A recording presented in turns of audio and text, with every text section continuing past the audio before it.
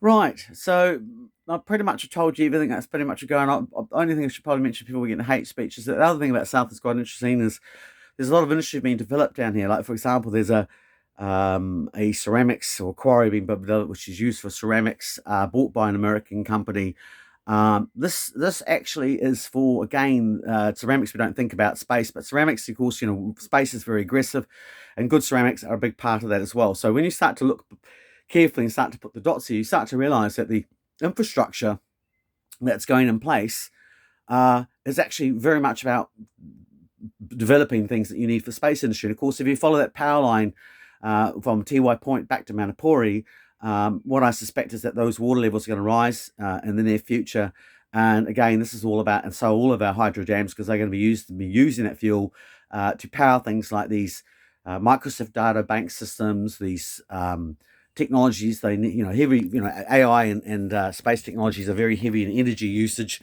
So they'll be needing those energies. And of course, all of that stuff will also require basic raw materials, which New Zealand is, sitting on literally a mother lode, again with West Coast. So again, the interest in New Zealand is very important because it's not just the mineral space that are available, but it's also the telemetry that New Zealand available, which is basically put it short, it's one of the best places in the world that you can actually launch a satellite or a spaceship actually from. So, strategically, material wise, and with a good government, it starts to become, very clear that, we're a really good asset to actually have. But it also kind of you start to look at things like, where we're actually going with all this technology, because at the moment there's a lot of development out there basically about stamping down on hate speech. And the post I put out this morning on one person's page was, all about kind of like reading between the lines. And I won't go into that whole development there, although I might actually post it up on the Facebook page and a few other related links to that, because I think they are related to this issue. But basically, I was pointing out that the hate speech that you're getting with Christopher Foy, which is also tied into the Declaration of Inconsistency, which will, when you read it between that, allows a offshore tribunal, a UN-based tribunal, to actually start making decisions about whether or not our government's actually breached right. It's no longer going to be our judges. Our courts are going to be more and more removed from the whole equation, and it's going to be basically government power going to a tribunal, which largely will back what they're saying, as long as that those decisions are in line with their technocratic goals. Just again, like we're signed up with the TPPA. Those two things are not related. Everyone tends to forget about the TPPA, but trust me, the TPA has not forgotten about you. And Jane Kelsey talks very much about the rise of the technocrats in New Zealand. And again, I've written very extensive about that. And I'll put a few links on my page kind of to show you other companies, because I'm literally running out of time, that have moved into New Zealand that are all part of this whole US corporation and this US expansion or military expansion into the Pacific. The hate laws, however, is when you read into these laws, they're very draconian, because they turn around and say, well, they're not going to be policed by the police. They're going to be policed by the Human Rights Commission, which again will be operating under the sort of UN jurisdiction, or guided by the UN guidance, as will much of the legislation which we're now facing. Uh, and as I keep, I've said in previous things, it's not that I'm anti-UN, but the problem is the UN has increasingly been privatized. And since largely about the 1990s, a lot of the genuine humanitarian reasons have been actually sidetracked by these, oligarch kind of groups. They've got their own particular agendas when it comes to things like climate change and sustainability, which, as I say to you, is not about improving the planet. It's about control and furthering their own goals of making the few wealthy at the expense of the many. And the hate speech situation, of course, is that ties into things like the digital technology, which we're actually about to be foisted upon us. And of course, there's not a lot of encouragement from our corporate-based news, which again tends to be owned by people like BlackRock and Vanguard, and will influence heavily by these outside influences in terms of their very large checkbooks. Uh, and we soon around see that as this is actually happening, that we start to look at a lot of this also was coinciding with things like the Christchurch call, which followed on from the March 15th tragedy in Christchurch, which immediately saw people being sympathetic towards the idea of, oh, maybe it's time to rail in Facebook. And there's been a lot of encouragement from corporate media that social media is a terrible, terrible thing. It gets people saying nasty, nasty things, and it needs to be stamped out because it breeds hate. Maybe it actually does, but there are other ways around actually taking care of that, and there are other ways around stopping fake news other than censorship. Don't have time to get into that, so let's move forward. The problem with the Christchurch call is that when you actually look at who's actually funding it from which is the Helen Clark Foundation, who's also involved in the United Nations Development Programme, which backed Vision 2030. Vision 2030 was meant to be a development to make the Arab world more progressive and to basically bring gender equality to the world.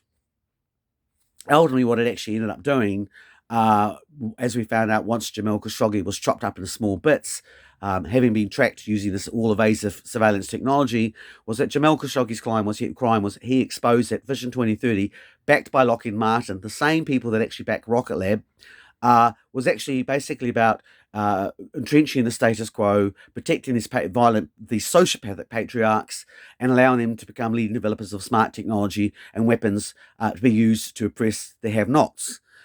So, that was one aspect of it. Then we turn around and see that the Christchurch Global Waters Foundation is actually, it's supported by Qatar, who are financiers of terrorism, but it's, compared to the rest of them, they're actually quite good guys. Go figure.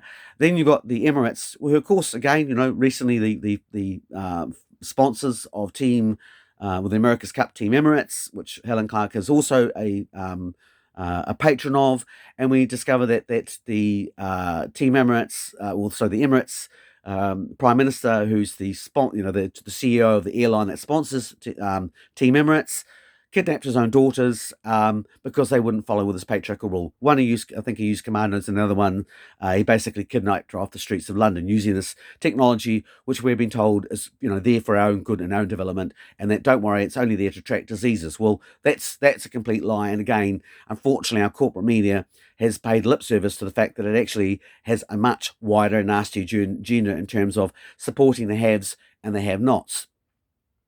So that's the Emirates involved in it. And then, of course, you've got the CEO of PayPal, whose name I can never pronounce. He funded the Edward Snowden. He's funded things like the Pandora paper, which we associate with Nikki Hagan, very, very good colleague. We have a really good relationship. However, he has also been funding neoconservatives who are very much tied up with the military complex, has affiliations to Hamilton Booz, who are one of the main profiteers of the Iraq war. So it's really becoming more increasingly that he's kind of using liberalism as a strategic tool. Where it suits him, he backs the left, and where it suits him, he backs the right, which is kind of basically what actually is happening with the tech lords. And when you look at the tech lords that came into New Zealand, who they were meeting with, liberal tech lords that were actually very much involved, were parked right next to neoconservatives at the viaduct, which is all of those reports I did about all the oligarchs that came into New Zealand during that period. So that's basically the Christchurch founders. And of course, then you get to the Troika, the group that's actually stood around saying, don't worry, we'll look after human rights for you. Well, again, we get Saudi Arabia, who part of the Vision 2030 that I just mentioned, extremely, the ones that chopped up Jamal Khashoggi.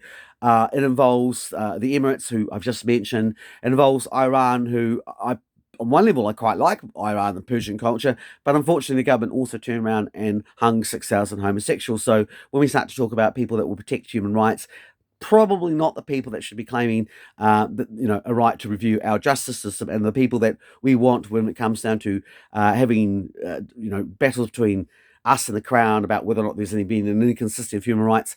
These are people probably not that we want actually standing up for us, no more than we want the Follow Tribunal, which have both been held in New York under New York law. New York is like London; it's actually got its own sovereignty and its own legal system.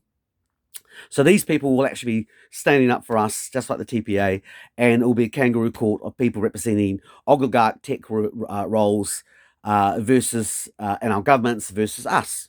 So not a very fair level playing field. So that's where we're heading with technology. So this is what I see standing from the bottom of Bluff, looking out on the port and the ocean and seeing all the pretty waves, but I also see all this other stuff behind this infrastructure. I am going to let my wonderful engineer Matt pick a tune today, because I think it's only fair that he should, and he can pick something that's suitably grim and fits in with this whole issue of the dark side of technology. And I will see you soon on the Deadline Report, Ben Vidgen Investigates.